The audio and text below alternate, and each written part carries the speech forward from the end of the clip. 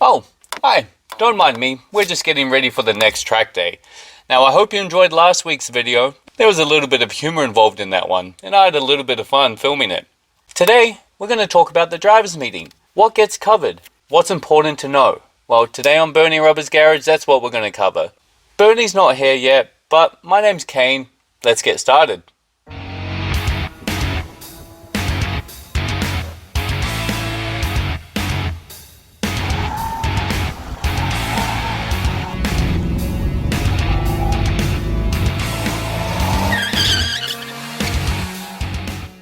Track day driver meetings. What's in them? What's involved? What do we talk about? Why are they mandatory to attend? That's what we're going to go over today on Bernie Rubber's Garage. Everything involved in a driver's meeting. Now in this case, the driver's meetings are for an hpde event. Every automotive event driver meeting is going to be slightly different, but they're all going to generally share the same information. For your organization, they probably already sent out an email with information pertaining to a driver's meeting. Some of these providers are doing an online driver's meeting, and that's to cover the majority of the information before you get to your track day. But on the day after registration, everyone is required to come together and they're going to go over a couple of things. A lot of safety issues, maybe some flag meanings. What do they mean? What should we do about them? Also, they'll cover passing zones, when it is appropriate to pass, when it is not. Remember, the main goal is safety. Safety is always going to be your number one priority. The first thing to remember about your track day event is that it is not a race. This isn't wheel-to-wheel racing. Now, maybe one day you want to aspire to get up to that level, but for a normal hpde event, it's not a race. You may be trying to achieve the fastest lap time. However, remember that when you're out on track, be courteous and respectful to other drivers on track. Safety being the number one priority, we don't want any car-to-car contact at all. Most people will elect to drive their vehicle to the racetrack, and so there's a big emphasis on making sure that there's no car-to-car contact so that everyone is able to drive home. If you go out there and you're an aggressive driver, maybe you're a little bit out of control, you've got too much energy on track, that's obviously a safety issue for everyone else around. So chances are they'll bring you into pits, give you a talking, and if that sort of behavior continues, you won't be welcomed back. So keep your energy level down. You're going to have a good time. It's going to be a lot of fun, but remember to be courteous and safe around all the other vehicles. Take a moment and think about this. Everyone at your track day event is on the same team. No one's going to be your enemy out there. Everyone wants you to have a good time. They want you to come back, spend more money, get more track time. So everyone is on the same team. The flaggers, the officials, we all have the same goal, and that's safety, number one, but they also want you to have a good time. One of the most important things that you want to cover during your driver's meetings is passing. If everyone does passing right, everyone has a good time. However, if there's one or two vehicles that does not understand how passing works, then it can be the cause of a lot of frustration and maybe even a couple of black flags. So make sure you understand what passing is all about. The car in front will always control the pass. This is one way they ensure that you're not going to have any car-to-car contact. If the car in front is giving you the pass, it means that they have recognized that you're behind them, you may be faster, whether that's in a straight line or on the corners, and they want you to pass them. Now, do we have to take a pass? Well, of course not. If someone gives you the passing indication late in the straight, maybe it's in the braking zone, well, it's not a good idea to pass them because you don't have time to change your line, make the turn, and depending on your speeds and grip levels, it may not work out. You may go off track as a result. There may be car-to-car contact. So you don't always have to accept a pass. A lot of tracks have dedicated passing zones. Make sure you do your research and you understand where it's okay to pass and where it's not okay to pass. In most cases, the straightaways are going to be good passing zones. So how does passing work at an hpde event? I've said that the car in front is going to control the pass, but how does it work? What they may do is, if it's not a passing zone, they may go ahead and tap their mirror. What that means is that they see you and that they are going to give you a pass in the next passing zone.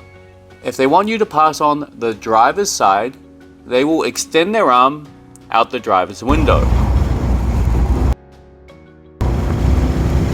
If they want you to pass on the passenger side, then the driver will extend their arm over the roof and point towards that direction. You will pass on that side of the vehicle. Whether that is online, offline, depends on all the different situations. However, the driver is indicating and communicating to you that they want you to pass on that side of the vehicle. That's where they're going to expect you to be. A lot of the time you'll hear the phrase, no T-Rex arms. Well, what does that mean? Sometimes you'll see some drivers and they'll give you a point by, however, it's kind of kind of hard to see as well. So what we want is full extension of your arm. Go ahead and reach all the way out there to give the pass. So each passing communication has to be clear and concise. A full extension. Now, one hand signal means one vehicle to pass, but let's say you've got a train behind you. There's maybe 3 or 4 cars that you think are going to get by you. There's plenty of room. So you need to give 4 indications. 1, 2, 3, and 4. That indicates to those drivers that you want 4 people to pass you. Now that's a pretty extreme case. Most of the time I've only seen 2, maybe 3 cars get by in a passing zone, but other tracks that may be possible. So with these passing signals going out the window, it's evident that our windows need to be down. But what if it's raining? Well, if it's light rain like you saw in our last track day video, we still leave the windows down. If it's a torrential downpour, then some providers will allow you to use the turn signals on your vehicle to indicate which side to pass on. In this case, we don't know how many cars you want to go by. So the general rule, if this is occurring at your track day, is that it's going to be 1 car only per passing zone. So with passing, be courteous. Now, if your car is fast on straight lines, but maybe you're holding people up in the corners, go ahead and give that spec Miata a pass. You're just holding them up in the corners. And if you are faster than him, then he's probably going to give you a pass on the straightaway. We want to be friendly, we want to be courteous to everyone around us. So hopefully that gives you an insight into how passing works at a hpde track event.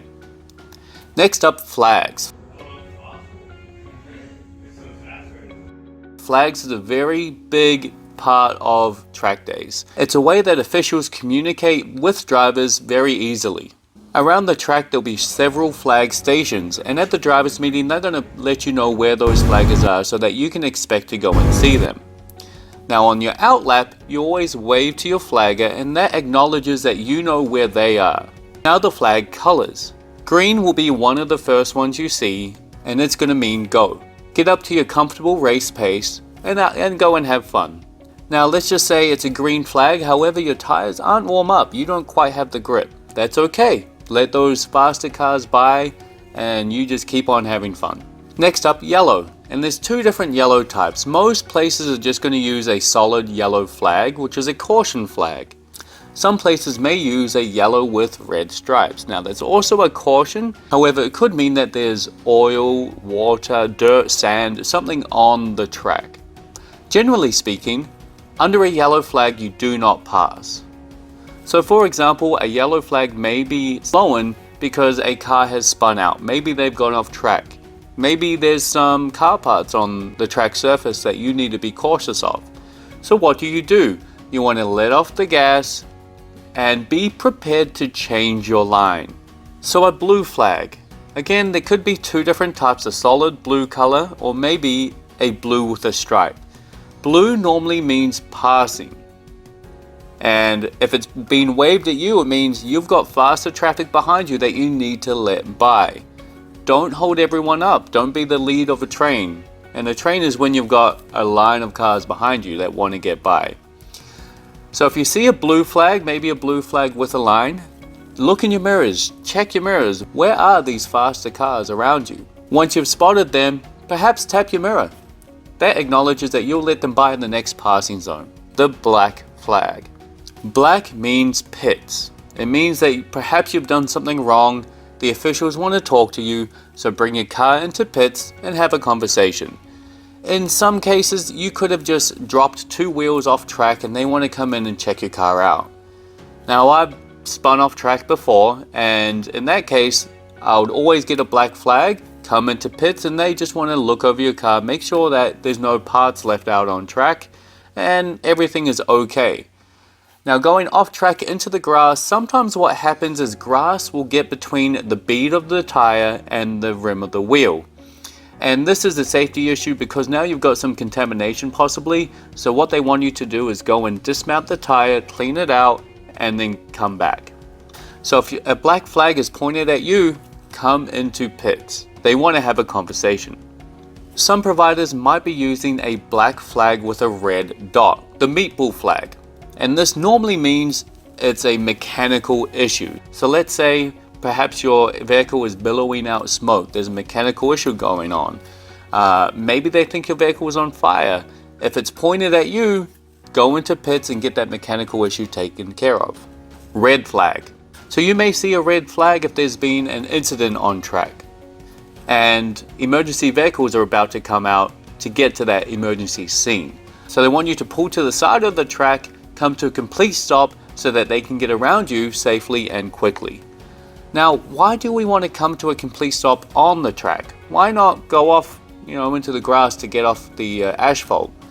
Well, in most cases, that grass may be very dry. And if you're dripping a little bit of oil and you've got the exhaust there, well, that's the recipe for a fire. So that's why they always want you to remain on the asphalt, remain on track, but come to a complete stop.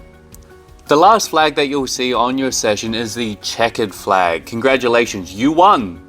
You're always a winner at every hpde event. So once you see a checkered flag, it means it's a cool down lap. The session is over. So you're going to continue on for 1 lap or maybe the half a lap you have left, cool down your vehicle, and then come into pits. Now during the cool down period, you can still be on the racing line. You're just not going to be going 10 tenths or 9 tenths when you see that checkered flag. Maybe put it into 6th gear, roll around the racetrack at 40 miles an hour, just something to get that airflow through the car, through your brakes to help cool everything down. So if you follow all those flag indications and rules, you're going to have a great time out on track. It's going to be a lot of fun. However, there are some things that may get you kicked out of the track. These seem to me to be common sense, but perhaps maybe to others are not common sense. So first off, any car-to-car contact. If you're being a very aggressive driver and you're the reason for some car-to-car contact, chances are they're not going to want to see you again. Consumption of alcohol, drugs, anything like that on premises, yep, you're out of here. This isn't the time or the place to be doing any of that. Any disrespectful behavior or language is another reason why they may not ask you to ever come back to the track. Again, be courteous, be respectful, be nice to other people. Everyone's there for the same goal. 1, be safe, but 2, have a lot of fun. One last reminder about behavior in the pits, specifically driving behavior. Now, a lot of people may have been on some water at some time, and a lot of those places have what's known as your no wake zones. And think of the pits similar to that area. It's an area where you want to come in slow, keep your eyes peeled for pedestrians or other vehicles. Definitely be cautious coming back into pits. No wake zone, that's how I like to explain it. Well, I hope this video on passing techniques, flags, and general etiquette has been helpful to you. Now coming up next week, I hope to get another track day video out. This one is at a different racetrack, so make sure you're watching. Once again, thanks for being here. We'll see you next time.